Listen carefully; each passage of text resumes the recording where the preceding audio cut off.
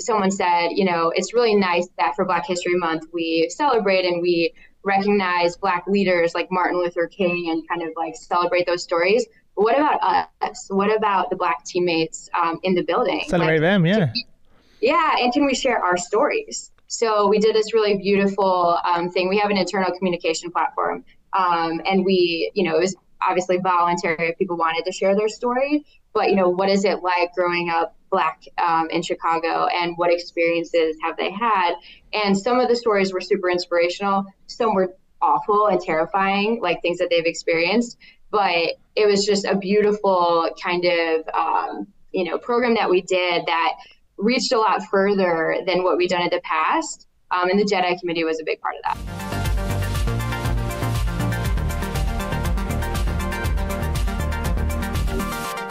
Sarah, welcome to the show. How are you?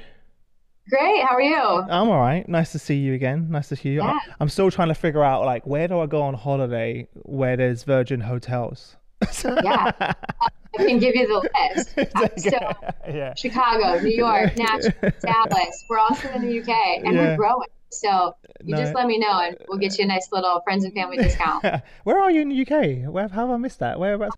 Edinburgh. Oh, Edinburgh. Okay. Yeah, and then we're opening one in Glasgow as well. Really? So, nice. Yeah, and more in the pipeline, but it's super top secret. So when we can share, we will. Yeah, we'll get told. We'll get told off by the PR and comms team otherwise. That's right. Yeah. What's our steal for me? Well, lots of great things come. Amazing. Before we jump in, tell everyone sort of a little bit more about you and your journey to where we are today. Did HR choose you, or did you choose HR? I think HR chose me. It's interesting. I don't think, I was going to say I don't have the typical HR path, but what is the typical HR path? Yeah, that's just a good point. Yeah. As my mom always says, she's like, no kids wake up like, in kindergarten and say, gosh, I hope I could be a human resources professional when I grow up.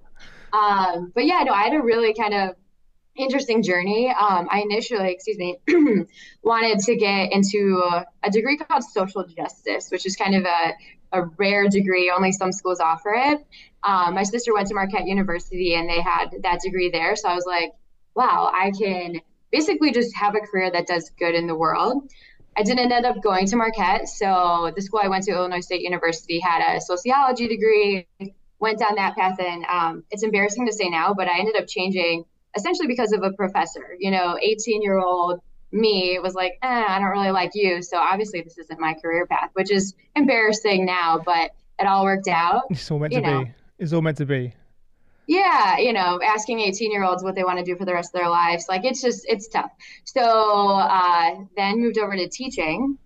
I love children, but I discovered that I particularly love well-behaved, children, which isn't the case for all. So patience was a little light. Yeah, so then fast forward, fell into business, and a professor, mentioned HR and how I really love, helping like the business world, but to see the connection to human beings as well. I was like, this takes kind of my passion for people and social justice and my desire, to be in business, and bam, here I am. All together. So yeah, a little bit of a journey, but I think you have to do that, right? Like when I look back at my career, like you have to taste different things and try different things to really then know what you want to do. Like the idea we're asking kids, like, what do you want to do when you're older? I have no idea. No idea. I have no idea. Like I can't name any of my friends and family that actually do a job that's related to what they studied. Like very few, like tiniest percentage of people. It's tiny. Yeah. Yeah. But what's interesting is my mom also says now, she's like, I do kind of see it. So the story goes, when I was in kindergarten, I would get in trouble because I would just go up to my teacher's desk and essentially interview her all about her life. And she was like, hey, inquisitive.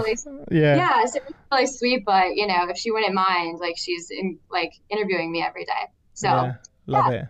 And here you are. What was your first footsteps into the HR world? What did you start at? What area did you start? So I actually started in hotels, which was another kind of interesting story. What role though at the hotels though? Yeah, I was HR assistant or HR coordinator. Okay, cool.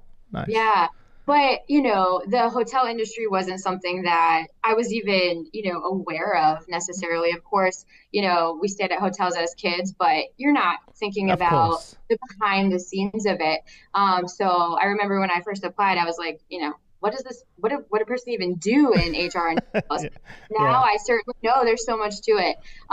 So fell in love with the industry. The hospitality industry is just so fun, fast paced, progressive, and I love that, the heart of what we do is making experiences for people. Like, how fun is that? That's It's your essentially purpose, right? And your why. Very clear. uh it's a Mm. celebration, every day. Of course, some people are staying for, other reasons, but for the most part, we're here to delight you and make it great. So I love that. Love it.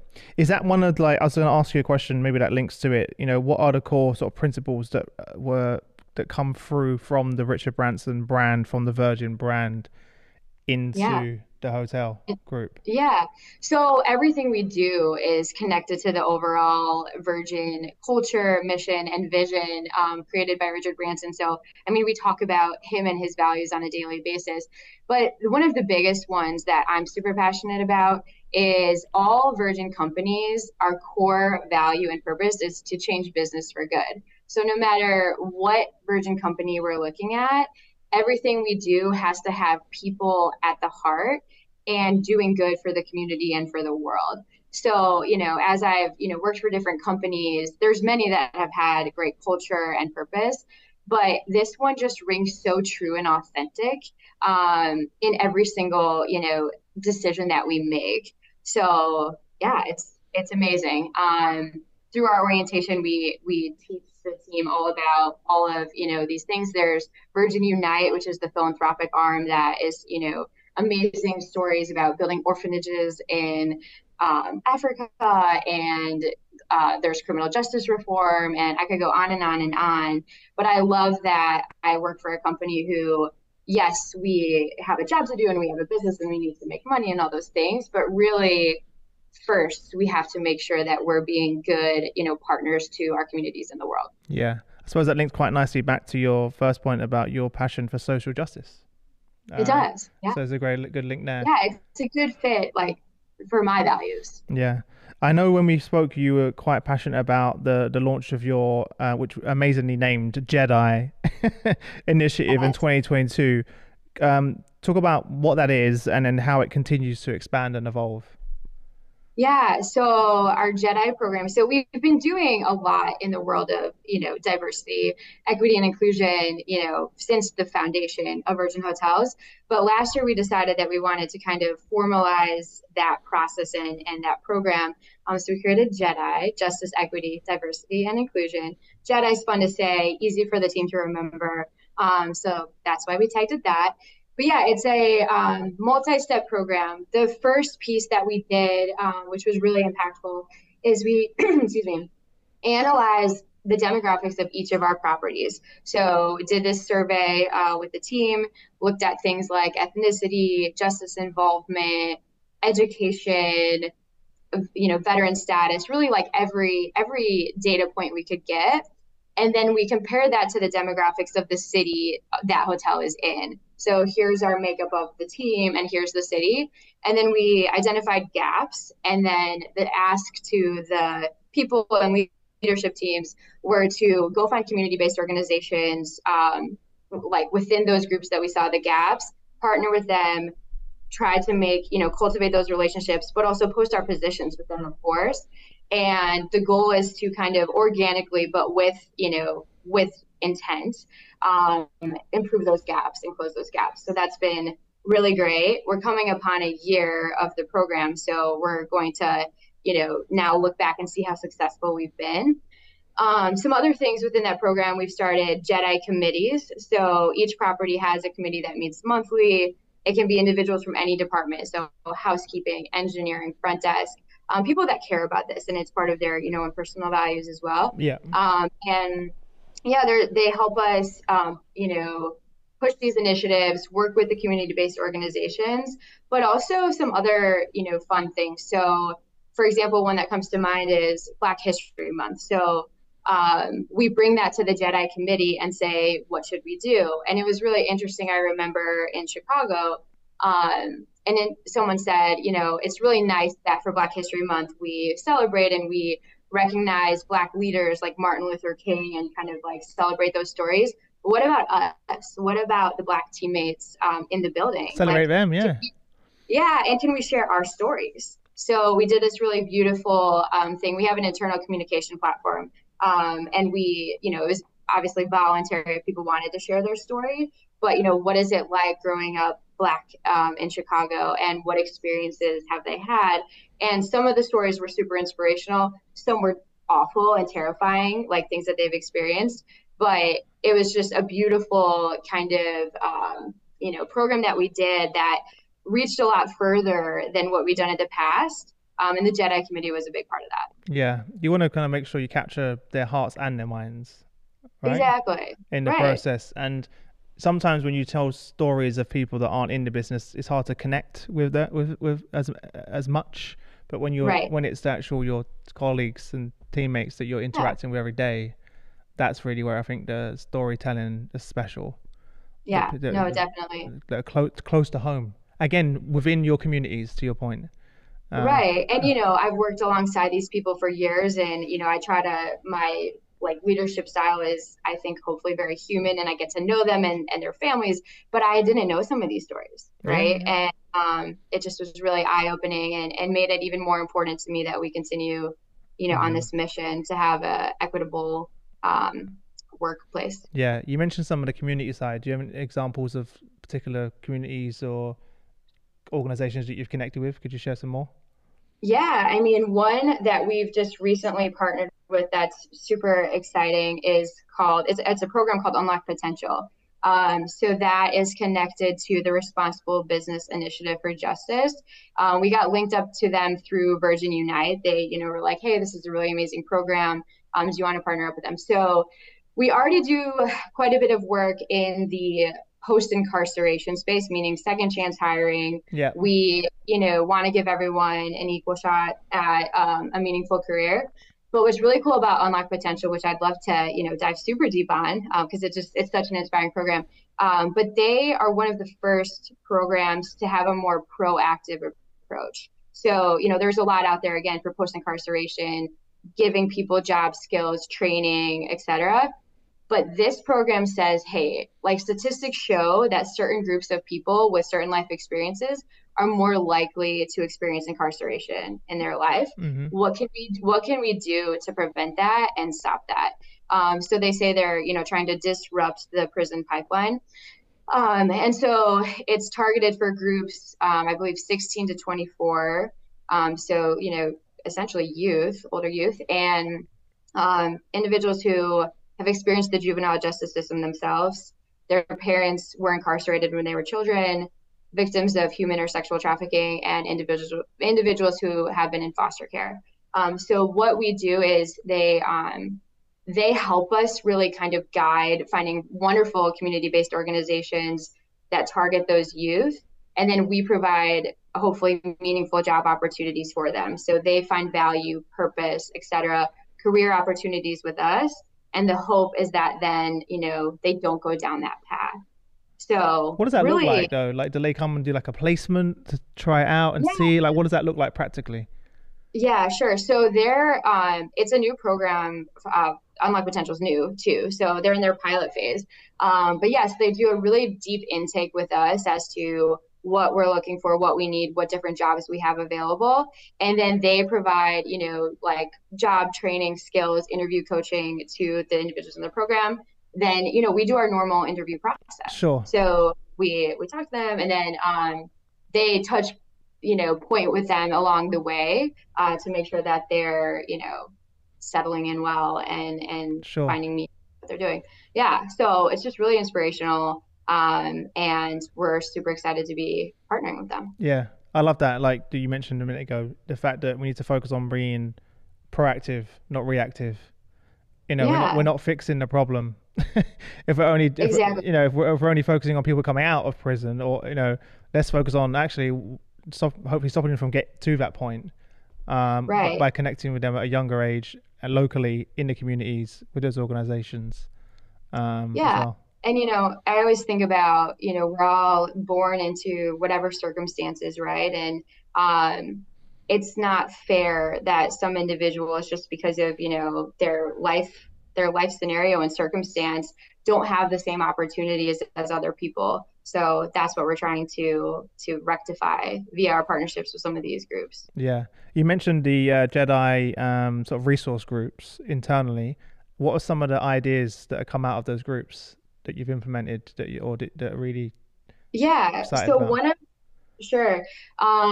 There's been quite a few. Like I said, they help. They're kind of our guiding, light for all social justice issues, and even kind of random things. So when Roe versus Wade was overturned, like Hmm. this is a group that I would go to and say, not that it's necessarily like perfectly in that space, but these are people who care about these issues and like, hey guys, how do we address this with our team? What do people need to hear? How can you help?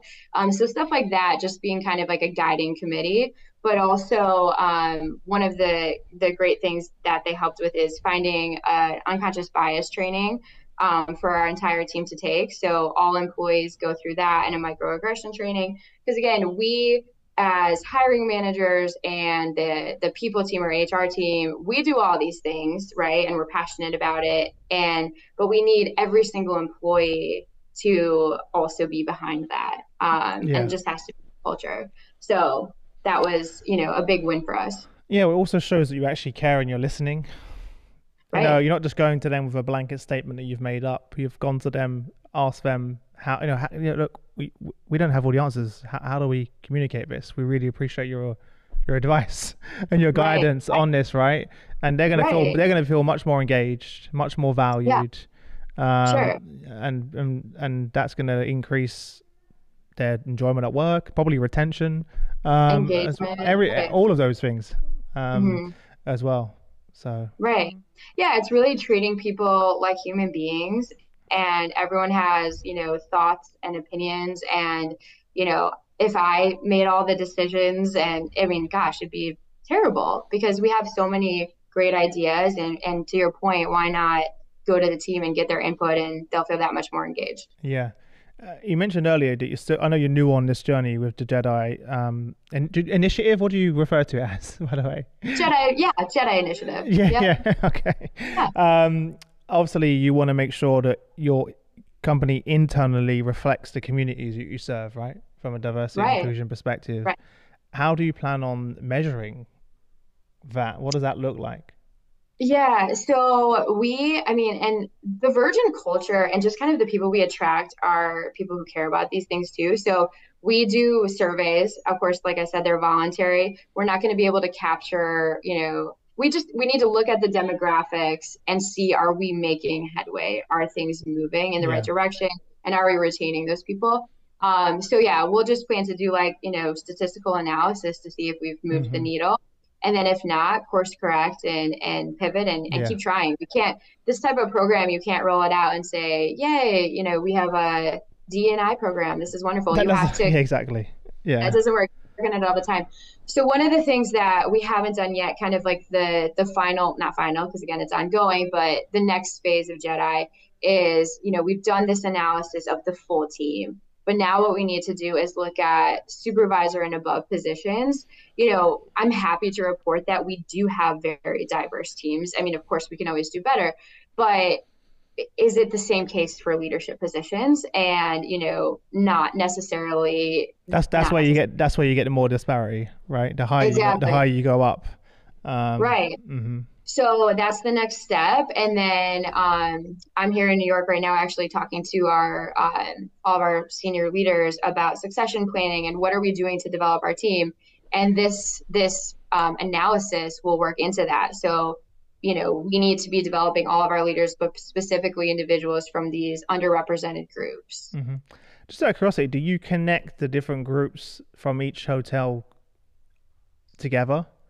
If, So yeah. the JEDI groups, yeah. So I Yeah, mean, so I mean, like, obviously they're in a different location, but yeah. are you bringing them together on Zoom, Yeah, Teams, that's so funny because just yesterday, as I was talking to these senior leaders about JEDI, we came up with that kind of like brainstorm idea. And yeah, we probably should have been doing that already, but Yeah.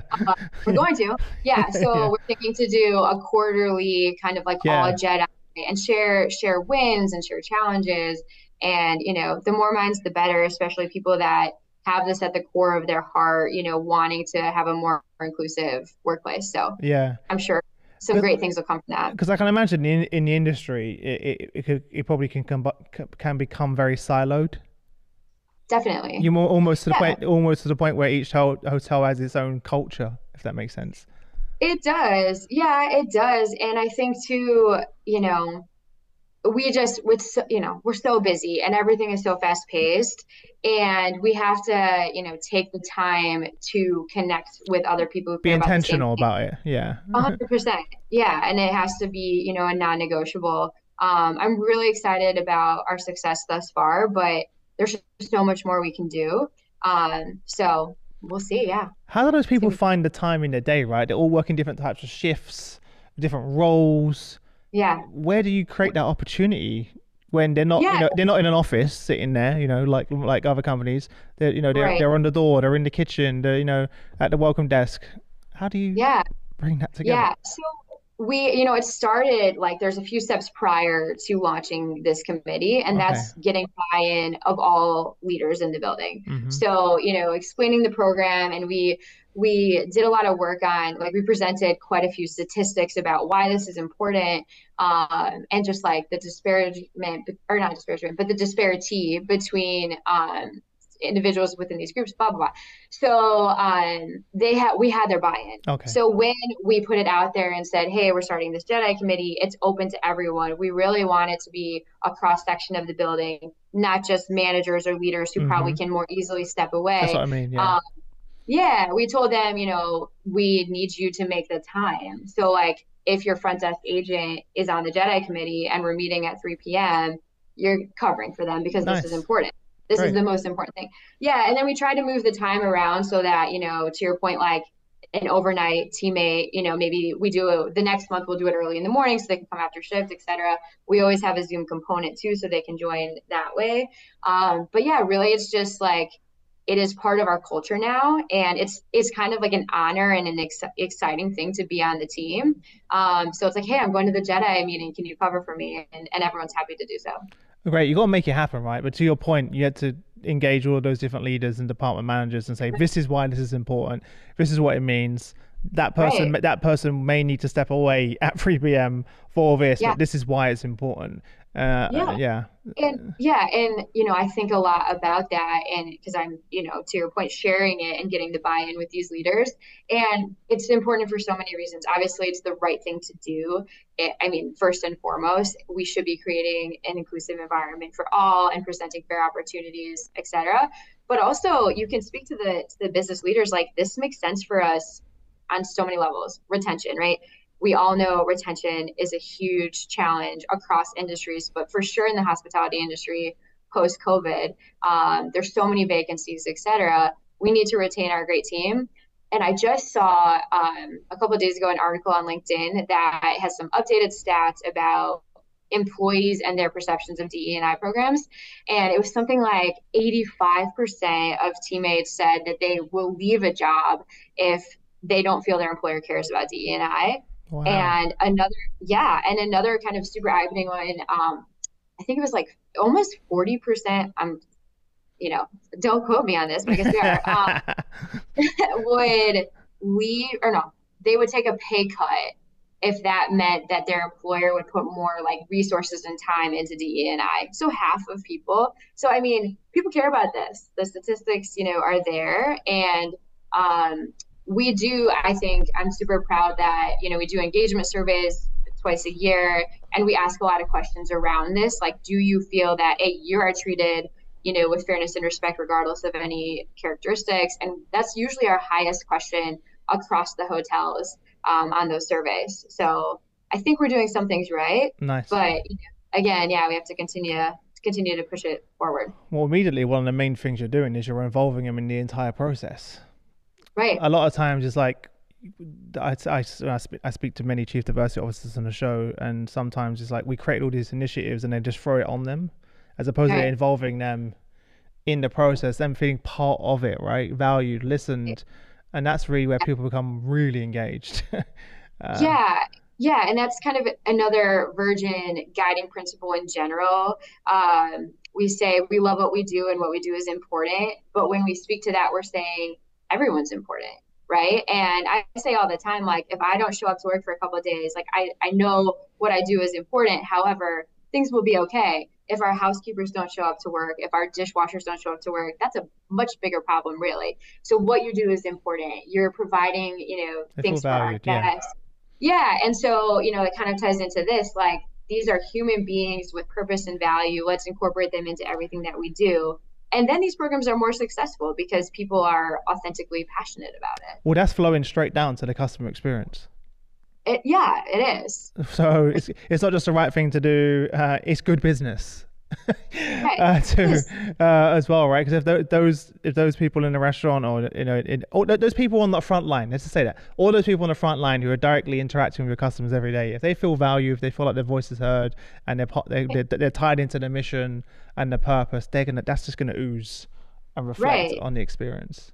100%. Yeah. Yeah. We talked about that yesterday. If you have, 10 employees and 9 of 10 are engaged via whatever, the way we treat them, the way we talk to them, the way we involve them, all Mm-hmm. those kind of human connection pieces, how much better will we be when we have everyone working towards their own personal maximum potential? I mean, to your point, it's just smart business.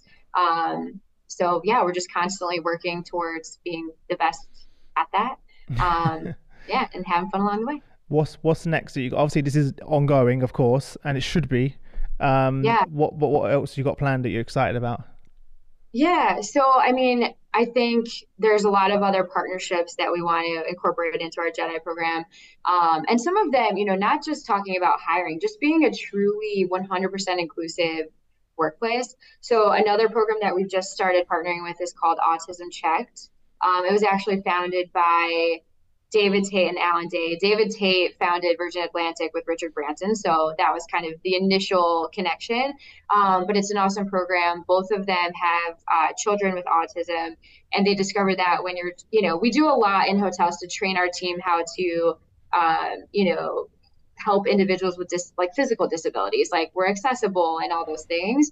But what about individuals with like neurodivergent Yeah. hidden disabilities? So we just partnered with them. There's a full training for all of our team. You become like certified autism checked.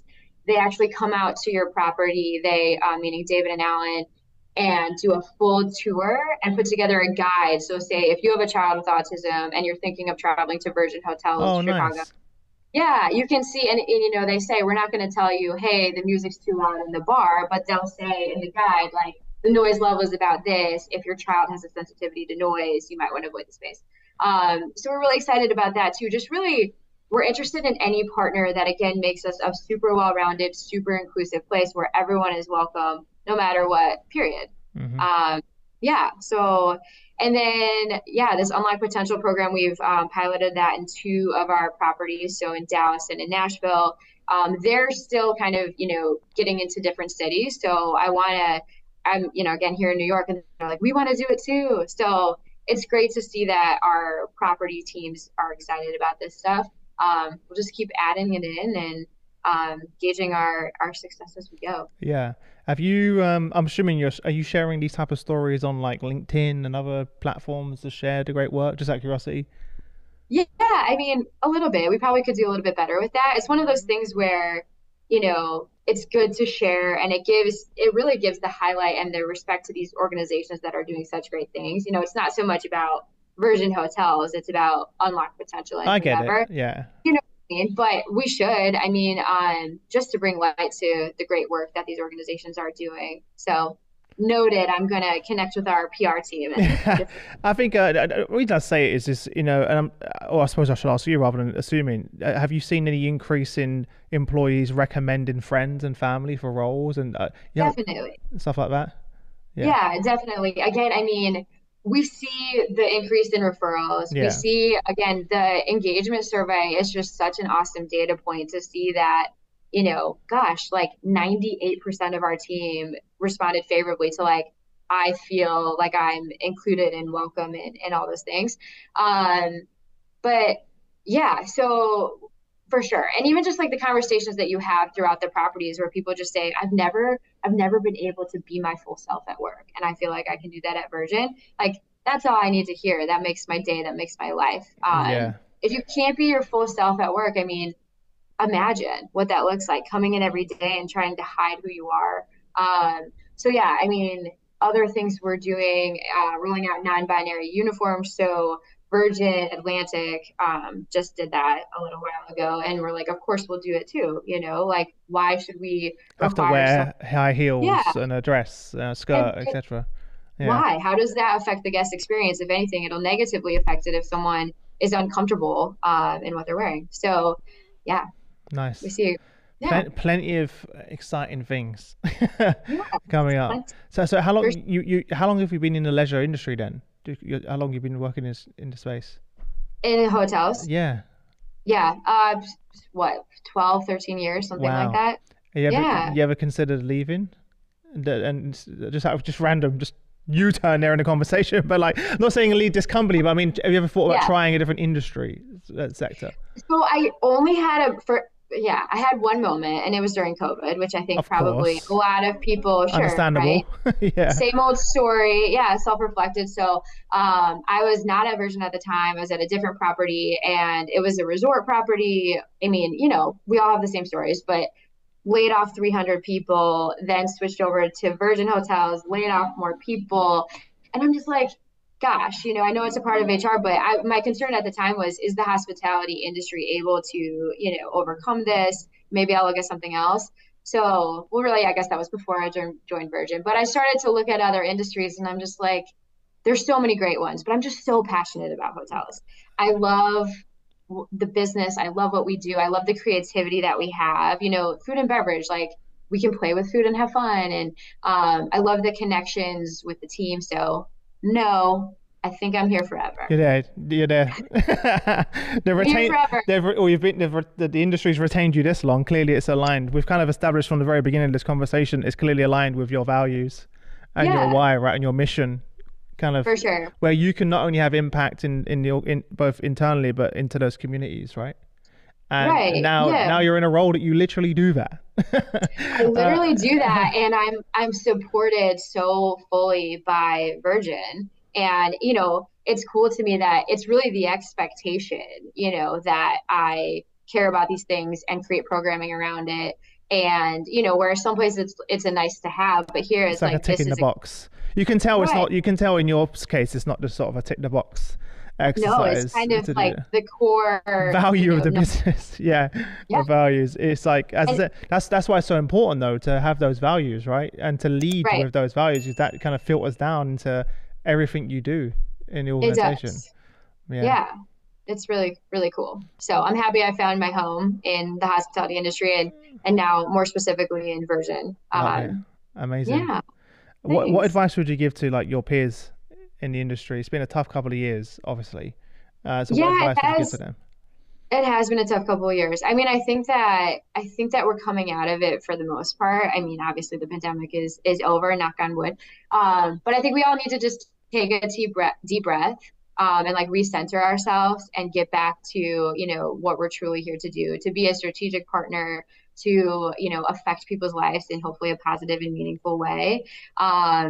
And yeah, that has to be the core of what we do. And I think not that it got off track, but just the past few years have been so chaotic. Of And course. yeah, priorities have shifted. And I think, again, most industries are now kind of getting back on track. And we need to say, that's done. Let's kind of reorganize and prioritize, Yeah. and have some fun too. Because again, it's been nuts. Yeah. What would you say, Yeah. like, during those times? What would you say, having reflecting on it now? What have you learned about yourself, having gone through that? Yeah. I think I learned that I can, persevere through challenging times as we all did. We all have our stories of difficult things and some much worse than others. People lost family members and all those things. But yeah, I just think I learned that I'm stronger maybe than I give myself credit for sometimes. And I was really proud of the way, again, it was awful. I collectively laid off over 400 people, which again, there's much larger organizations, but within the span of, a couple of months telling 400 people that, their lives are now changed for the worst. But I tried to be as empathetic and human as I could, going to like some really kind of funny, not funny, but lengths. Like I found a guy, I tried to present job opportunities. I'm like, I know a guy who builds fences, like here's his number to, and just random things to try to help people land on their feet. I was essentially a therapist for a lot of people at that time, but I was proud, as hard as it is to share that news with people, a lot of people said like, thank you for at least like being human Yeah, through because some this. people just got an email. Literally, Right. there was companies that just do like, or they found out on all The hands. Zoom call. I Yeah, had like yeah, a Zoom call. Yeah. 10,000 people. Hey, everyone, you ain't got a job. Yeah. You know? No, for Yeah, sure. Yeah, we called everybody and again, like just tried to say, I will help you in any way that I can. This is the worst news. And, to lose health insurance and all those things during a pandemic, it was just awful. But either way, I learned that I can be strong and that, again, just my natural, connection to people can help in those situations. yeah, amazing. Well, listen, anything we missed before I let you go? I feel like we covered quite a lot. You did. We've done well, Nice. right? Yeah, this is great. No, I don't think so. Thank you so much for the opportunity. I've really enjoyed chatting and sharing about some of these programs. Yeah, I love So it. yeah, Yeah, thanks so where can much. people connect with you online if they want to reach out and say hi? Yeah, so on LinkedIn for sure. I mean, I am Sarah Brown, which is about the most common name in the world. Yeah, I was about to Um, say. I was about to say, if you search for Sarah Brown on LinkedIn, there might be a few there. good Yeah, luck finding me, but yeah, if you do Sarah Brown, Virgin Virgin Hotels. Hotels, Yeah, it'll pop right up. Yeah, yeah. And as always, for everyone listening, there'll be a link in the description to make it easier for you. yeah, So you perfect. don't have to go search there. No, but honestly, I love what you're doing, and I really appreciate it. And I love speaking to people that are truly living their purpose and their why, right, every day. Right. And that comes across in everything the way you've spoken today, the energy you bring, your smile right now. You're clearly in the right place, and that gives me Yeah. that makes me happy as well when I see people like Oh, that. And it means that you're actually genuinely trying to make a difference, and you are, yeah. as well. Well, thank So you so much. um, Yeah, and thanks again. Thanks for the opportunity to share my story and what I'm passionate about. I really appreciate it. listen, I'm going to see you soon. All right, I'm going to Yeah, sounds great. find an excuse to come out to wherever you are and make it happen. Overseas, you just shoot me a note and we'll hook it up All at one right, of our hotels. I'll All I'll right. see you soon. Bye. Thank you. All right. Bye bye. Bye.